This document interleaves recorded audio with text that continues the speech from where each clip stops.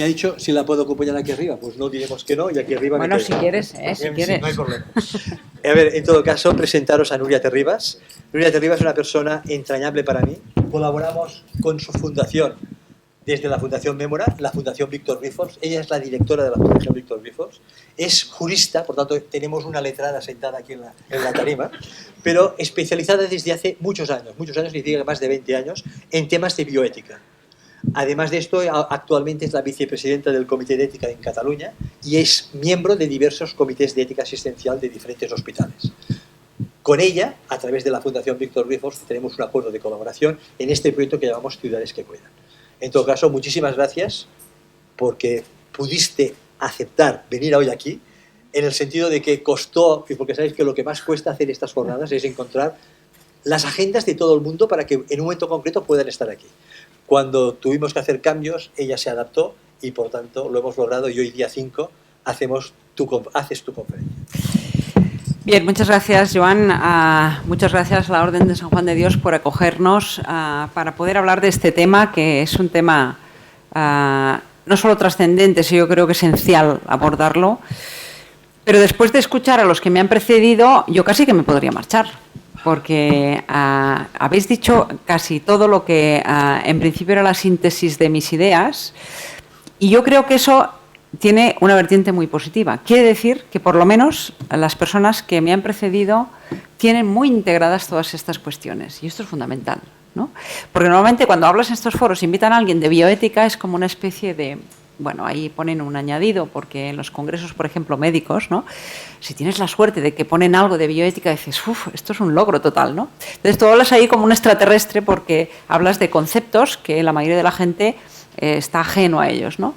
En cambio, he tenido la satisfacción de poder ver que en el entorno en el que hablo hoy estamos hablando de cosas muy interiorizadas, por lo menos desde el punto de vista de la gente de San Juan de Dios, que eso yo ya lo sabía porque os conozco desde hace mucho tiempo, de los profesionales que estáis ahí sentados, que seguramente estáis muy familiarizados con todo esto en vuestro quehacer diario, y desde luego desde el punto de vista de Mémora, que yo creo que Mémora hace una gran tarea y que la colaboración que hacemos nosotros no hace más que aunar un esfuerzo común con unos intereses comunes, ¿no? Como ha explicado Joan en su presentación. O sea que, disculparme si en algunas cosas reitero algunas ideas que se han mencionado ya, sobre todo por parte del doctor Toro, que antes me ha precedido, pero es que creo que son fundamentales.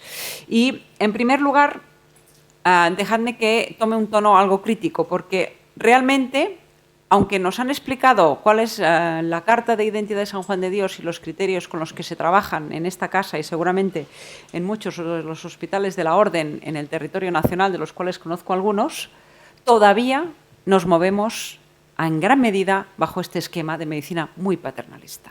Es decir, no seamos tampoco excesivamente optimistas de que estamos en esa pantalla que nos dibujaban antes, sino que todavía estamos bastante aquí. Análisis muy fragmentado del paciente. Todavía a nuestros pacientes les hacemos su análisis en función de diagnósticos, patologías y identificación de qué me toca a mí, qué parcela, y esta parte ya no es mío y ahora a partir de aquí es tuyo, y por tanto el paciente todavía vive esa realidad, ¿no? Por otro lado, le hacemos deambular por el sistema.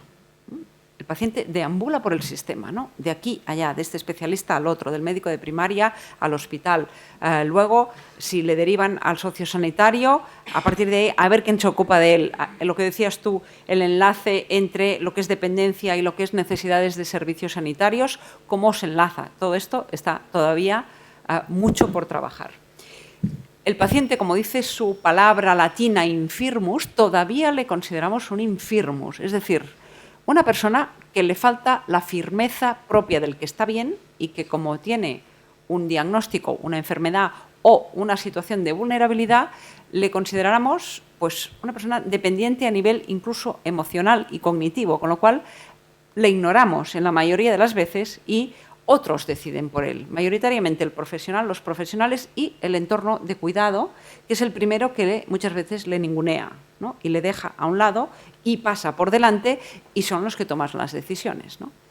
Otra cosa que nos deberíamos preguntar es si esa persona ya está de acuerdo con eso, que quizás sí, y entonces hace una delegación voluntaria de que decidan mis hijos. Eso es legítimo, que uno lo pueda hacer, pero verificando que esa delegación de voluntad es real, no es impuesta, como pasa muchas veces. La biografía, de la que me ha gustado mucho que hablase el doctor de Toro antes, y las necesidades del paciente se toman muy poco en cuenta. Muy poco en cuenta. Se analiza el aquí y ahora.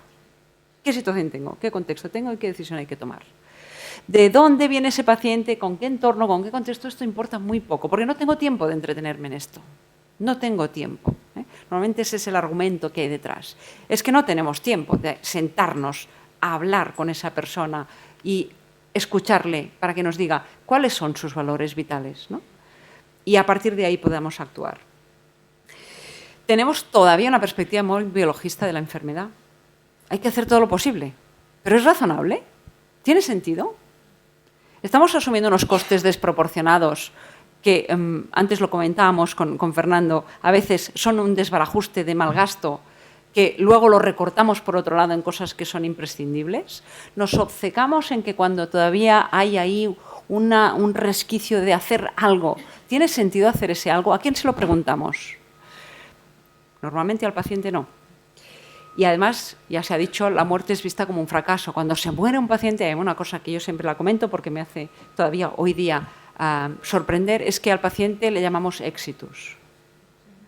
No hablamos de que ha muerto ese paciente, el paciente ha sido exitus, se ha ido, ¿no?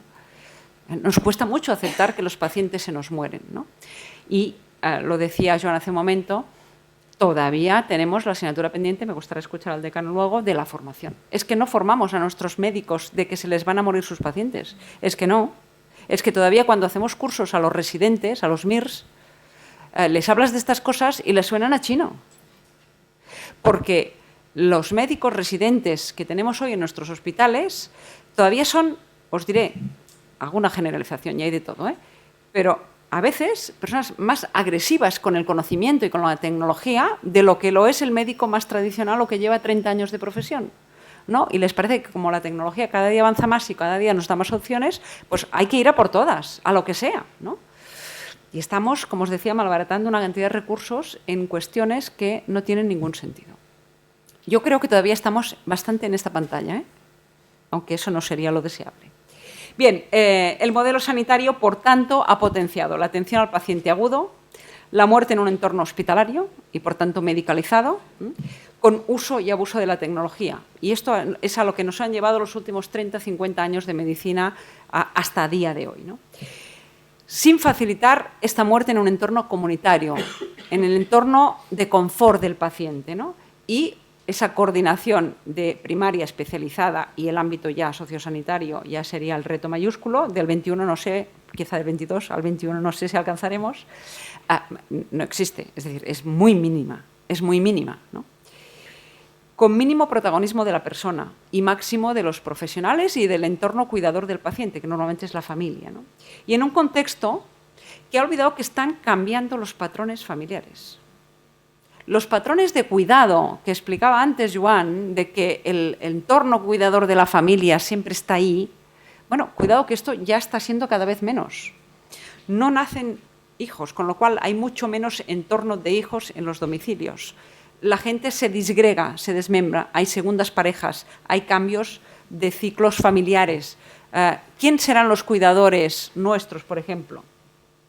No lo sé. Yo no tengo ninguna confianza en que yo pueda confiar que mis hijas me cuiden a mí. No lo sé, porque no sé ni dónde estarán, ni en qué entorno, ni si estarán viviendo en la otra punta del mundo. Entonces, todo esto está cambiando mucho y no hemos cambiado, y lo decías tú también, para nada, la forma de enfocar esa atención, ¿no?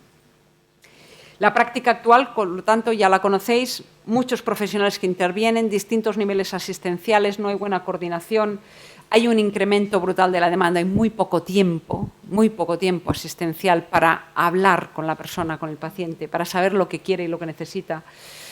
Pluripatología, cronicidad, mucha problemática social que va anclada al paciente. Es que no la puede dejar su problemática social, es que forma parte de él mismo como la propia enfermedad o el diagnóstico que tiene, y eso no nos damos cuenta y pretendemos focalizar solamente en la parte clínica, médica, la necesidad sanitaria, y lo demás, que a veces es lo que genera la enfermedad, ¿no? Porque los determinantes sociales de la salud nos lo dicen claramente, ¿no?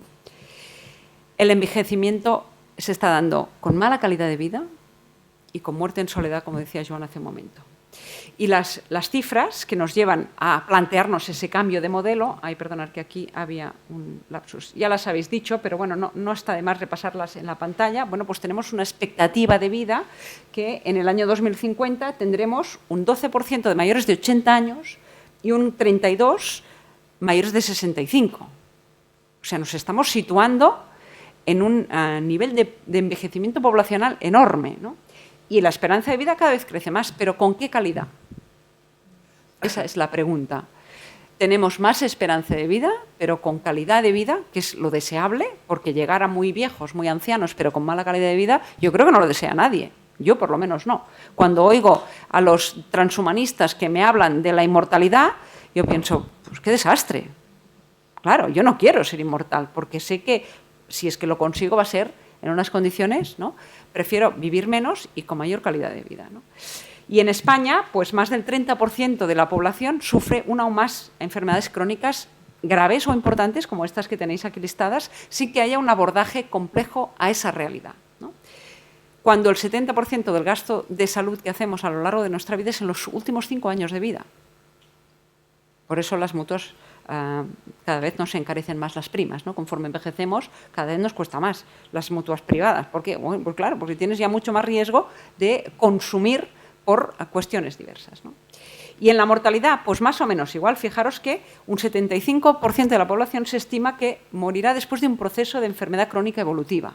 Con lo cual, con mucho gasto, con mucho sufrimiento, con gran dependencia y con mucha necesidad de recursos sociales y sanitarios, de ambos, ¿no?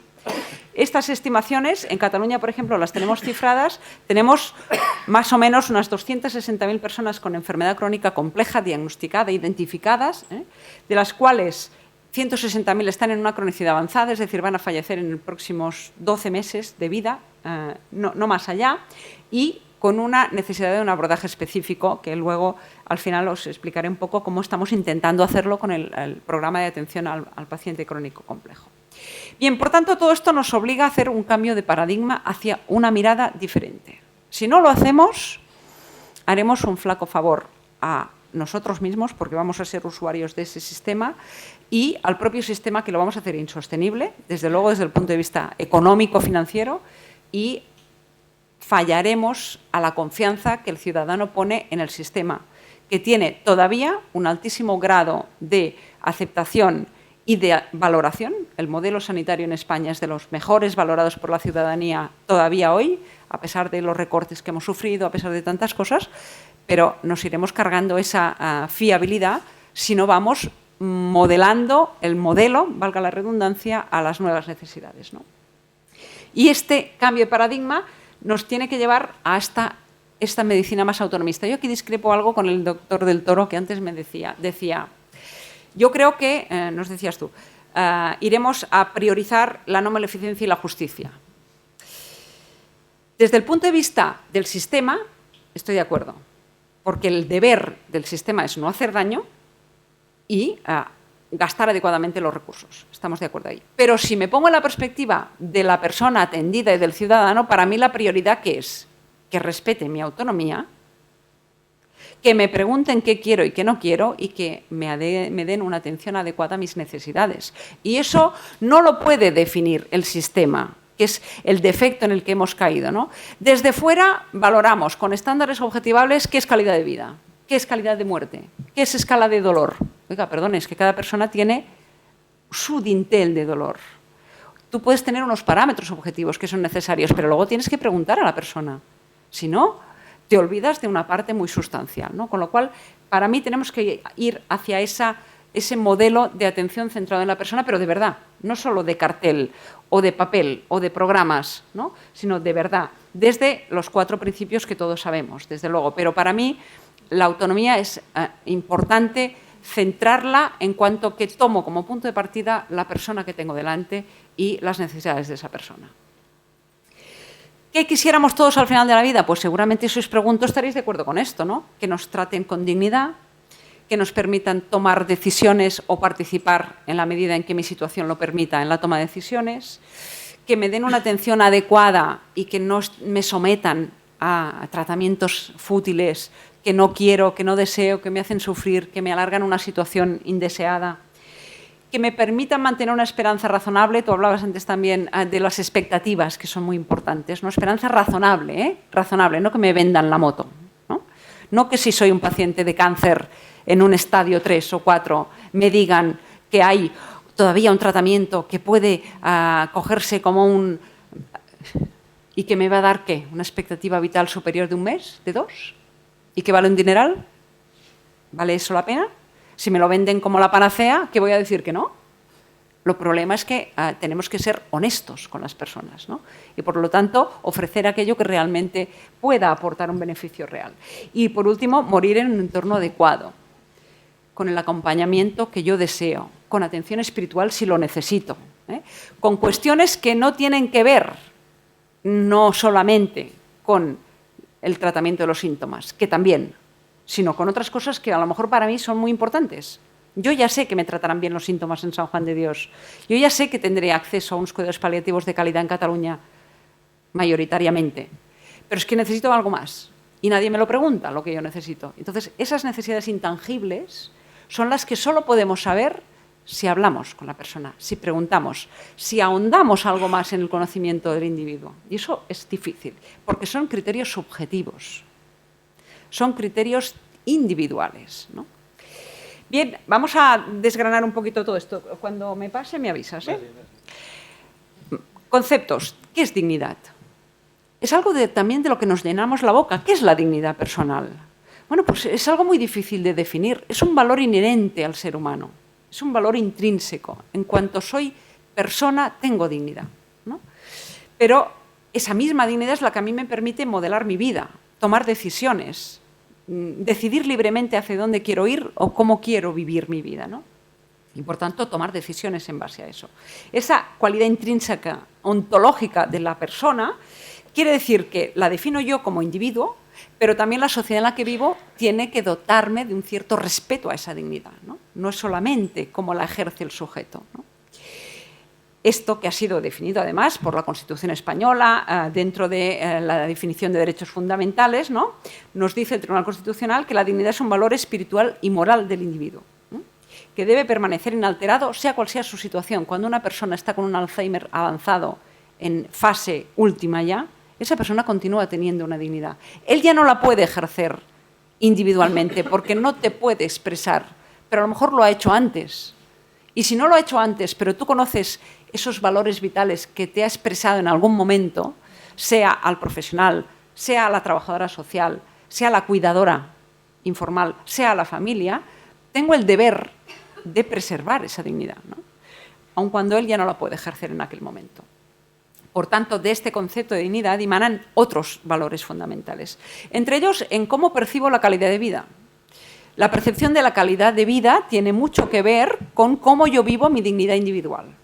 Por eso, personas que se encuentran en igual situación de dependencia, por ejemplo, para unas aquella situación es una situación de indignidad y para otra no. Y para otra no. Y la percepción es distinta. Y objetivamente, si tú las miras desde fuera, están en igual condición. Pero la forma en que uno vive su situación difiere, porque cada persona es un mundo, ¿no? Y por tanto, ¿quién definirá lo que es calidad de vida o vivir con calidad el proceso de muerte? Pues lo tiene que definir, en primer lugar, uno mismo. Por eso yo defiendo este criterio autonomista en el sentido de interpelar siempre primero al otro, ¿no?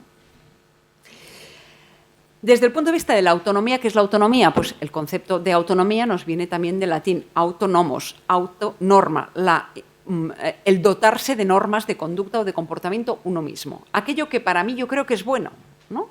Y que tomamos cada día 40.000 decisiones autónomas, desde las más banales, de decidir si hoy cojo el coche o voy en transporte público, hasta las más trascendentales de decidir ante un diagnóstico de mal pronóstico si me opero o no me opero, ¿no? O si me someto a una tanda de quimioterapia o decido ya abandonar, ¿no? Todo esto son decisiones que dependen de la autonomía individual, que para ejercerla es imprescindible que la persona tenga información, Y ahí tenemos un poder enorme porque el profesional es quien tiene la información mayoritariamente y ahí puede manipular claramente a la persona en función de cómo le da esa información, cómo sesga esta información, puede orientar la decisión hacia un lado o hacia el otro, y ahí tiene que haber una total honestidad del profesional de ser transparente en la información y neutral, ¿no? Y eso es muy difícil, porque normalmente el profesional, ¿qué quiere? Hombre, pues que la persona vaya por donde él cree que debería ir, porque cree que es su mejor bien, pero a veces esa persuasión beneficiente puede ser coactiva, puede ser condicionante, ¿no? Y entonces mi oncólogo, en quien yo confío plenamente, me está diciendo que ese tratamiento nuevo, experimental, que lo probemos, qué tal, y me lo dice con ese convencimiento, ¿yo qué voy a hacer? Probablemente no tengo salida, porque es que incluso mi libertad ahí está coaccionada por mi propia situación, ¿no? Por tanto, hay que ser lo más veraz posible, lo más transparente posible, lo más objetivo posible, siempre buscando el mejor beneficio, pero la decisión final tiene que ser de la persona. Y esa decisión puede ser, mira, pues, ¿sabes qué? He decidido que no. Prefiero no hacer nada más, prefiero no seguir tratamiento, prefiero que me quites esa sonda de alimentación porque ya no puedo más y quiero acabar, ¿no? Y esas decisiones tan difíciles puede perfectamente tomarlas la persona. No tiene necesariamente que tomarlas ni el médico desde su criterio subjetivo, ni la familia desde sus criterios también subjetivos, en los cuales pueden pesar elementos desde emocionales, psicológicos, cargas de conciencia, deudas pendientes, cantidad de elementos que pesan muchas veces en la toma de decisiones del familiar respecto a la persona que está en final de vida.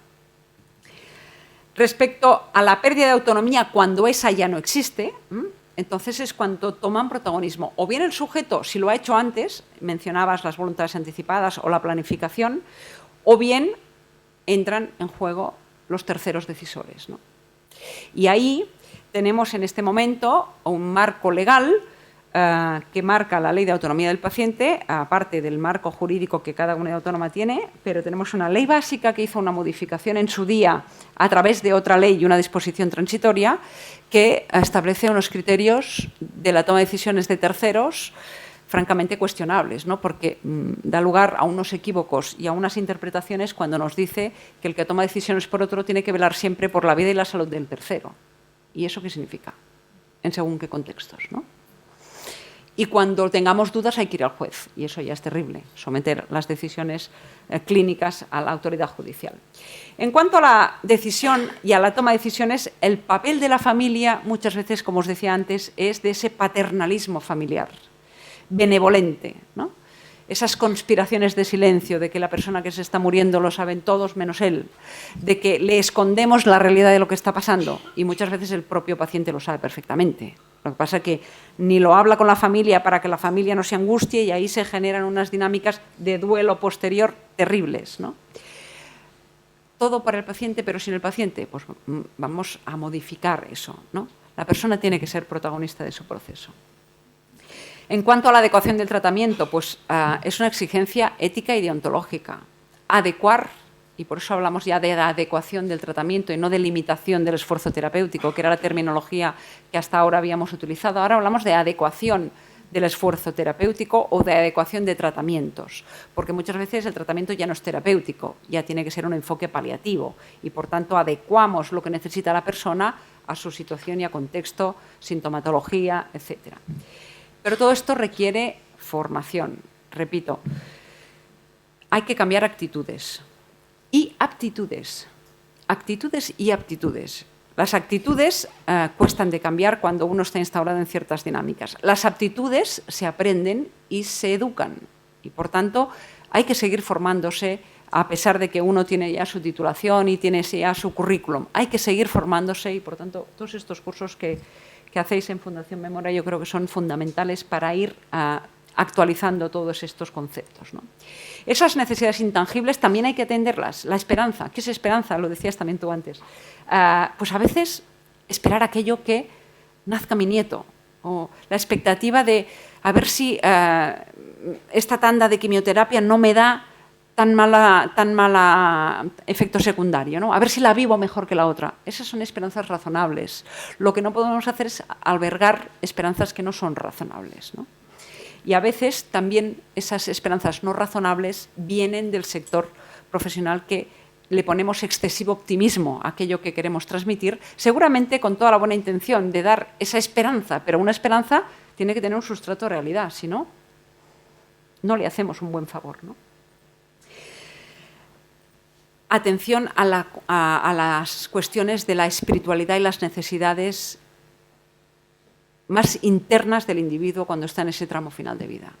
Y en esa sociedad multicultural que tenemos, cada vez más diversa, atender a eso no es fácil, porque nosotros venimos de una cultura muy formada en la cultura cristiana, en los valores de la Iglesia católica, pero es que hoy tenemos unas realidades tan diversas que las necesidades espirituales muchas veces no son esa creencia que hemos aprendido nosotros en casa y que nos han transmitido. Son otras cosas, ¿no? Entonces, esa espiritualidad hay que atenderla en la medida de lo que la persona necesita en ese momento, ¿no? Y luego las cuestiones del tiempo, el tiempo psicológico del paciente que se está muriendo, que está en final de vida, están muy lejos de las dinámicas atropelladas que llevamos en el día a día de la asistencia, ¿no? Y por tanto el tiempo, ese reloj que corre despacio para el paciente y muy rápido para el profesional, hay que intentar adaptarlo también. Por tanto, marco legal no nos falta. Os aseguro que jurídicamente estamos más que cubiertos, ¿eh? Desde el marco del Convenio Europeo, que ya en el año 97 nos hablaba de todo esto, la ley básica del año 2002, el desarrollo que han hecho las comunidades autónomas, las leyes, aquí me he dejado la vuestra, de final de vida, ¿eh? Andalucía fue la primera, Aragón y Navarra vinieron detrás, luego otras comunidades habéis desarrollado normativas de final de vida, tenemos regulado el registro de voluntades anticipadas a nivel nacional. Hay encima una futura despenalización de la eutanasia que veremos a ver en qué queda, con el gobierno que tenemos en estos momentos. O sea, marco legal no nos falta, nos faltan otras cosas. Nos falta formación, nos falta cambio de actitudes, nos falta cambiar el foco, nos faltan políticas sanitarias de modificación de esos patrones, y siempre que hacemos estos foros no están nunca los políticos, no sé por qué será, pero en Cataluña también nos pasa, ¿eh? Les invitamos siempre y no vienen nunca. Supongo que porque se sienten interpelados y entonces les incomoda, pero os aseguro que yo, cuando tengo oportunidades de estar en foros donde se debate esto más en pequeño comité, no dejo de apuntar hacia esa necesidad de cambios, ¿eh? Por tanto, vamos a ver cómo hacemos esto. Aquí no le vas a dar. Bien, dejadme paso muy rápido a esto, pero creo que es importante porque la toma de decisiones al final de la vida, los elementos principales son esa información correcta y veraz de la que he hablado, la posibilidad de decidir anticipadamente o en el tiempo real si la persona está en condiciones, y los actores principales son paciente, familia y entorno. No olvidemos el entorno cuidador, ¿eh?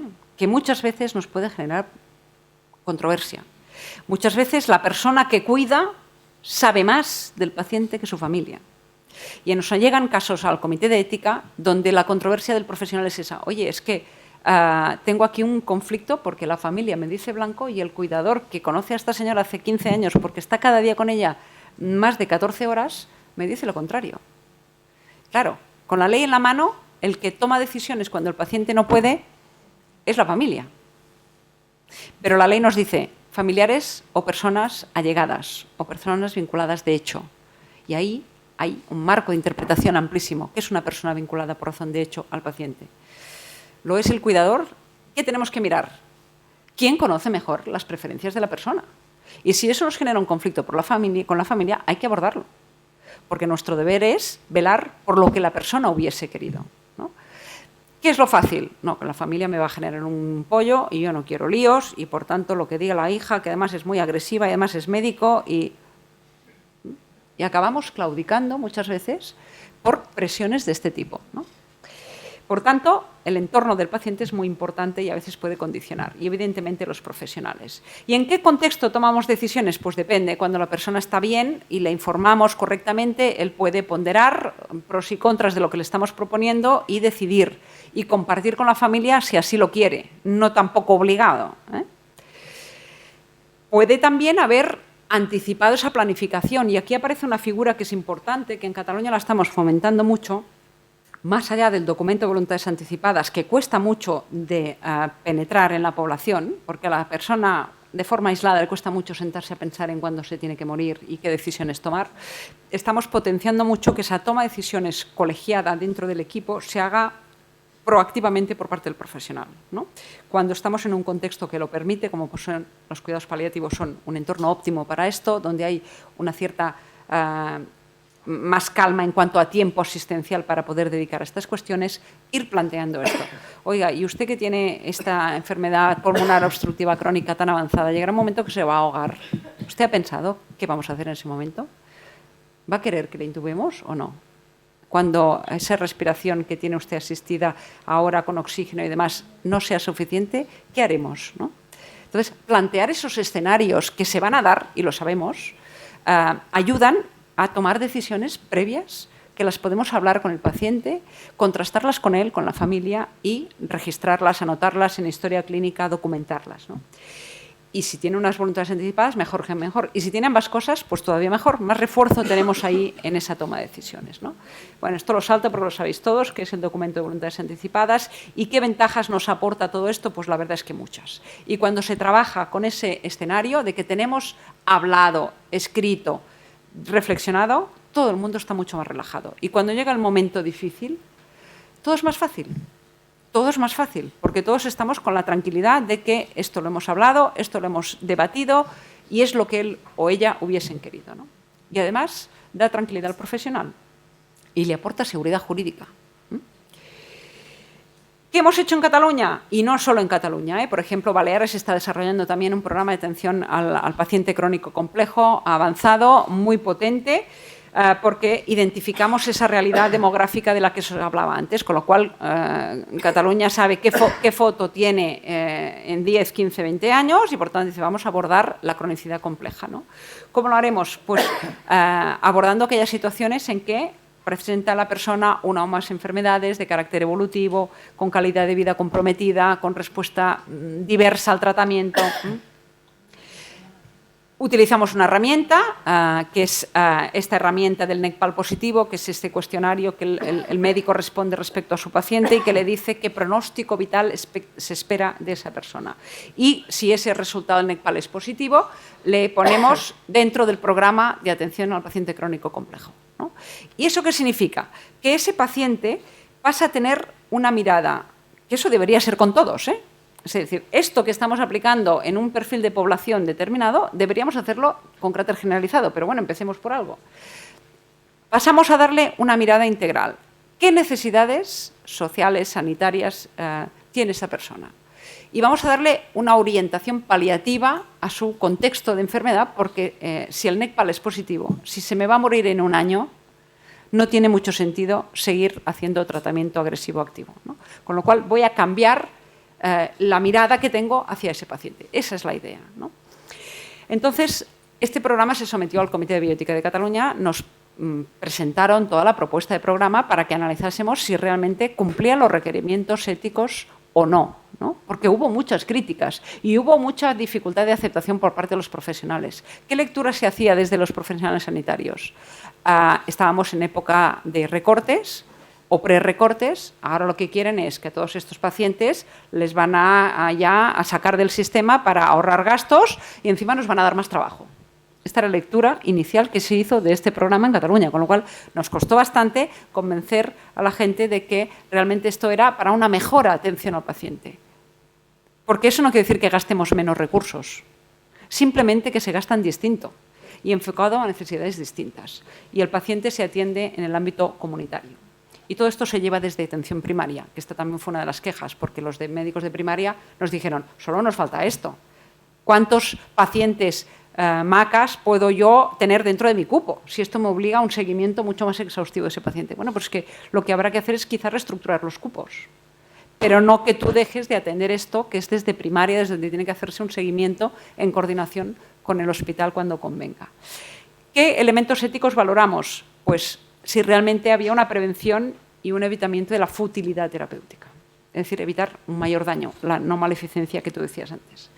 Maximizar el bien que puedo ofrecer al paciente. ¿Qué necesita?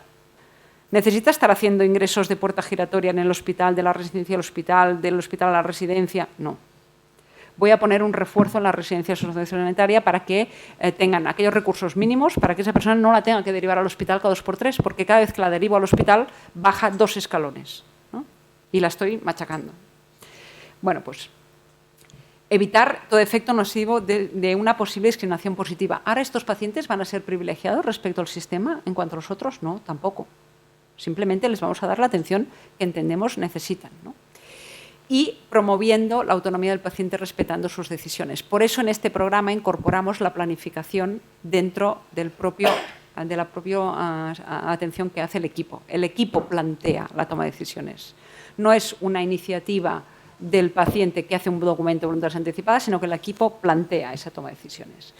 ¿Qué beneficios nos aporta este modelo? Identificar precozmente a los pacientes, hacer una evaluación multidimensional de la persona, adecuación terapéutica o orientación paliativa, si es lo que necesita, acceso a la planificación, perspectiva paliativa en aras a una mejor calidad de vida, optimizar el uso de los recursos y, en definitiva, también al final darle una atención a esas necesidades esenciales que son las que la diapositiva primero os decía. ¿Qué quisiéramos todos al final de la vida? Pues a eso deberíamos tender.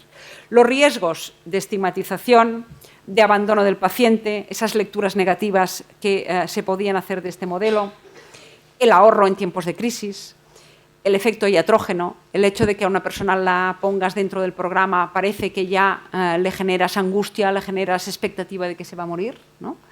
¿Cómo intentamos salvaguardar todo esto? Pues con una correcta información al paciente. ¿De qué se trata? Pues oiga, explicarle bien. Este programa lo que pretende es esto, su mejor atención, su adecuada enfoque en todas sus necesidades. Coordinación entre los equipos. La gente que está en el programa de atención al paciente crónico está encantada de la atención que recibe, ¿no?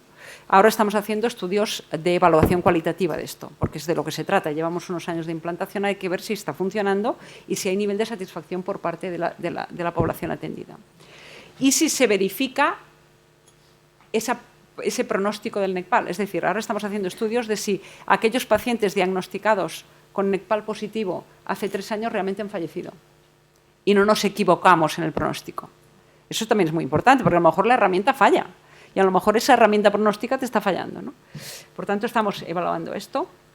El plan anticipado de cuidados es una herramienta fundamental. Estamos formando a los profesionales en esto y intentando dar acompañamiento del paciente en todo aquello que le pueda surgir de duda en cualquier momento. Oiga, esto no lo veo claro. Bueno, pues hablemos de ello. En fin, termino. Esto es lo que estamos haciendo en Cataluña, con sus defectos, con sus cosas a mejorar seguramente. Veremos qué resultados nos dan la evaluación, pero vamos hacia un cambio de modelo que debería ser extrapolable a toda la población en función de sus necesidades. Hemos empezado por el paciente crónico complejo, que es el que, por cifra, nos va a dar más problemática y más necesidades de atención en el terreno. Simplemente, a corolario de lo que os decía hasta ahora, el panorama de envejecimiento y cronicidad que tenemos en España obliga a que cambiemos el modelo. O, si no lo hacemos, nos estaremos equivocando, ¿no? Más allá de las necesidades médicas hay más cosas que atender. Este modelo solo lo lograremos con cambios estructurales importantes.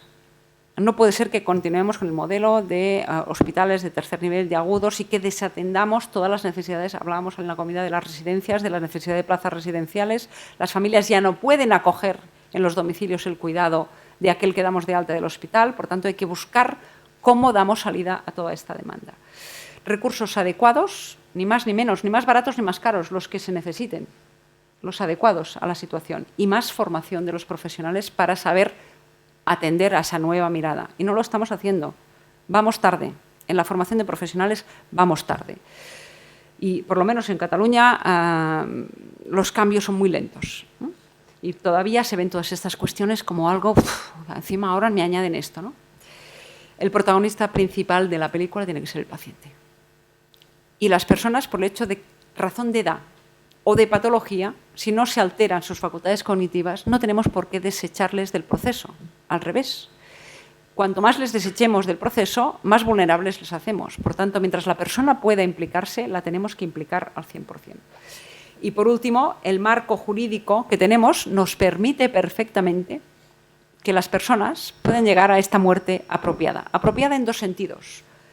apropiada en que han podido ser protagonistas de la misma y, por tanto, opinar, decidir, decir qué necesitan y que se lo podamos dar hasta el final, y eso es tener una muerte apropiada por mí, yo me la he hecho propia, y además apropiada en cuanto a correcta, apropiada en cuanto a correcta. Y de momento, yo creo que todavía estamos lejos, estamos trabajando y en algunas líneas y en algunos focos y en algunos foros más que en otros, porque hay unos más sensibles que otros, pero todavía la gran masa de la asistencia sanitaria que se está dando en España no está en esa línea de ese cambio de paradigma que necesita la nueva realidad que tenemos. Nada más, gracias.